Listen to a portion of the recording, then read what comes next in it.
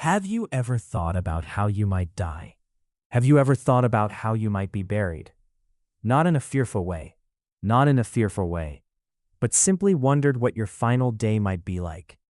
Have you ever imagined how you might be buried? What your burial would look like? Who would come? Not in a fearful way, not in a fearful way, but simply wondered who would cry. And perhaps the most unsettling question of all, what would people say about you once you were gone? If you're like most people, the moment those thoughts enter your mind, you immediately try to push them away. You tell yourself, no, I shouldn't be thinking about this. The devil is trying to invade my mind. These thoughts are dangerous. But is that really the case? What if those thoughts are not a spiritual attack, not a sign that something is wrong with you, but one of the most natural consequences of being human? Imagine this.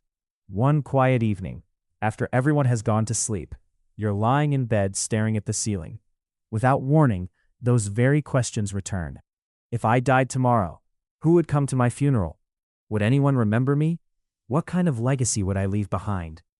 Many people immediately dismiss these thoughts because they feel uncomfortable, but discomfort does not always mean danger. Sometimes, discomfort is the doorway to wisdom. Today, we're going beyond opinion and fear to explore what philosophy, psychology, and history reveal about why thinking about your own burial is not only normal, but can actually help you live a more meaningful life. Because the day you stop running from the thought of your own burial may be the day you truly begin to understand the value of your life. Human beings have done something no other creature appears capable of. We know that we will die. A lion runs from danger because it wants to survive. A bird builds its nest because instinct tells it to. But human beings possess something different. We can imagine a future in which we no longer exist. That realization changes everything. It is the birthplace of philosophy. It is the birthplace of religion. It is the birthplace of art, monuments, families, and even civilizations. In many ways, our awareness of death is what has shaped humanity itself. Ancient philosophers understood this long before modern psychology existed. The Stoics practiced something called memento mori. It simply means, remember that you must die. This wasn't meant to frighten people, it was meant to wake them up. The Roman Emperor Marcus Aurelius reminded himself daily that life was temporary. Not because he was depressed, but because remembering death helped him make wiser decisions. When you remember that your time is limited, petty arguments lose their power. Jealousy becomes meaningless. Hatred becomes exhausting. Suddenly, what truly matters becomes clearer. Centuries later, modern psychology reached a remarkably similar conclusion. Researchers developed what is known as terror management theory. The theory begins with a simple observation. Human beings possess two powerful instincts. First, we desperately want to stay alive. Second, we know that one day we cannot. This creates a deep psychological tension. The awareness of death can produce anxiety, so people naturally search for ways to create meaning, purpose, and the feeling that something of them will endure beyond their lifetime. Researchers call reminders of our mortality salience, and hundreds of studies have explored how such reminders influence attitudes and behavior. In other words, your mind isn't strange for wondering about your burial. It is doing exactly what a self-aware human mind naturally does. Think about a child. Around the age of 5 or 6, many children suddenly ask questions that surprise their parents. Will you die? Will I die? What happens after people die? Parents often try to change the subject, but the child isn't being morbid. The child has simply reached a stage where the mind begins to understand mortality. This is not a defect, it is a milestone in becoming human. Now imagine a man attending the funeral of an old friend. As the coffin is lowered into the ground, he isn't only grieving. For a brief moment, he sees himself. He realizes, one day this will be me. Many people experience this after attending funerals, not because they secretly wish to die, but because another person's death reminds them of their own temporary existence. It often inspires people to rethink priorities, repair relationships, pursue meaningful goals, or reflect on the legacy they hope to leave. Here's the irony. Most people spend their entire lives avoiding conversations about death.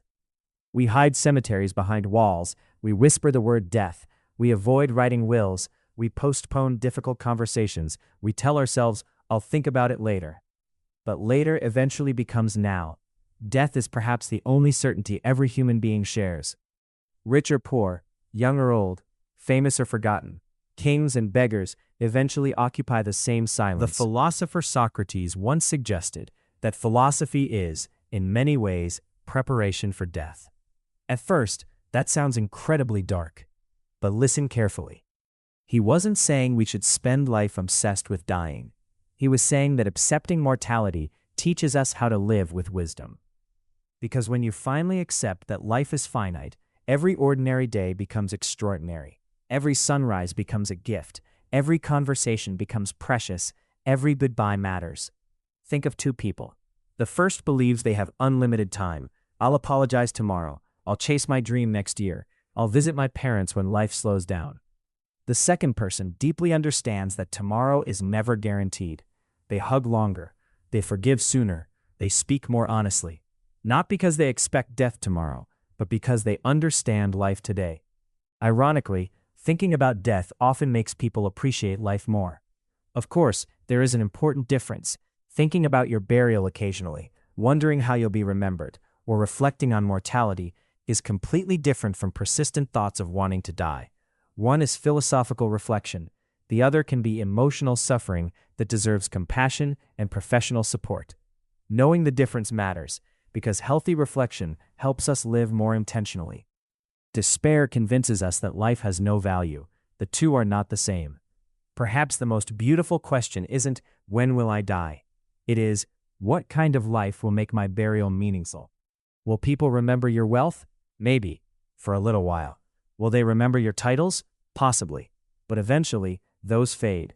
What lasts longest is often far simpler. Kindness, integrity, courage, the lives you changed, the hope you gave someone when they had none, the love you left behind. In that sense, your burial is not really about the day you die. It is about every ordinary day before it, every choice, every word, every act of compassion, every opportunity to become someone worth remembering. Closing. So, is it normal to think about your own burial while you're still alive? Yes. Not because your mind is broken, but because your mind is awake. The awareness of death is not life's enemy. Meaninglessness is. Perhaps the purpose of thinking about your burial isn't to prepare for death. Perhaps it is to prepare for life. Because one day, someone will stand beside your grave. They will not count how many years you lived. They will remember how you used those years. And until that day arrives, you still have another sunrise to earn the story they will tell. If this video made you pause and reflect, share it with someone who believes that thinking about death is something to fear. Sometimes, the deepest conversations begin where most people are too afraid to look. And perhaps, the telescope we should all use is not one pointed at the stars, but one pointed toward the truth that gives every moment of life